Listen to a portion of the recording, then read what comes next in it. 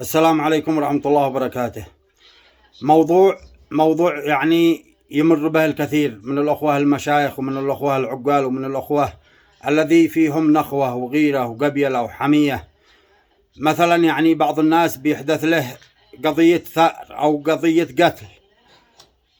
قتل حدثت ومظلومية، وهو بيحاول هذا الشخص الذي حدثت له لابنه أو لأخوه أو لأحد من أقربائه في محافظة غير من المحافظات الذي هو قاطن فيها أو خارج قبيلته، بتحدث قضية قتل.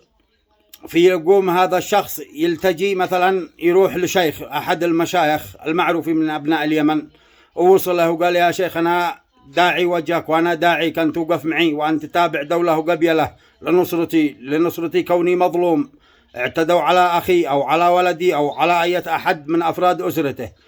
فما يكون من هذا الشيخ إلا الاستجابة وتلبية طلبه، ويقول يا لبيك، ويوقف معه ويسانده ويروح ويجي ويقدم ويأخر ويسير ويجي. هذا مواقف القبائل ومواقف المشايخ الذي هو شيخ ومرجع أو شيخ يعني فيه نخوة وغيرة وقبيلة. فبعض الأشخاص بيلتجي للشيخ هذا أسبوع إلا وقد تشوفه إلا وقد انسحب من عند هذا الشيخ وصار عند شيخ آخر. يا أصحابنا يا أخوتنا، القبيلة ما هي بقالة تدخل تشتري ما يحلو لك ويرجع لك الباقي وتخرج على مزاجك. الشيخ هذا الذي لباك والذي قال لك ابشر بعزك ووقف معاك يجب أن تكون في يده، ويجب أن يكون موقفك من موقفه، ولا تخذله ولا تسود بوجهه.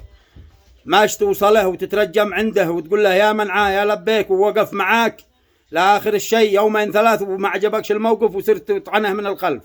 عادي، من حقك أن تدعي الناس، من حقه أن يدعي المشايخ، أن يدعي القبائل، أن يدعي أن يوقفوا إلى جانبه، سواء عن طريق دولة عن طريق قبيلة عن نصرة المظلوم. لكن بعض الناس ما يعرف لا سلف ولا عرف ولا يعرف كيف المواقف، يجي ونشد هذا الشيخ ووصله، فما كان من الشيخ إلا الاستجابة وقال لبيك. أسبوع لا قد بيطعن في ظهره عند شيخ آخر أو قد لف ودار عليه ورجع يدي فيه ما ليس فيه. فهذه عيب في سلف الأعراف والقبيلة. في السلف والعرف أنت بتوجه وبتجيب كلمة مظلومية أو بتجيب كلمة صادقة. إذا ما عجبك الشيخ هذا ما هوش حكم، ولا هو محكم بينك وبين غريمك جيت حكمته. ما عجبكش الحكم أو ما انصفكش، بالإمكان تستعين بمنها، تصير تطلب منها آخر من حقك. لكن إنك تجي تستعين به ويوقف معك لآخر الشيء وفي الأخير تنسحب ولا تصير عند ناس آخرين وتقول فيه ما ليس فيه، فهذا من عيب. في بعض يعني أنت بموقفك هذا بتخلي مرة ثانية ما حد يقبلك ولا حد يوقف إلى جانبك.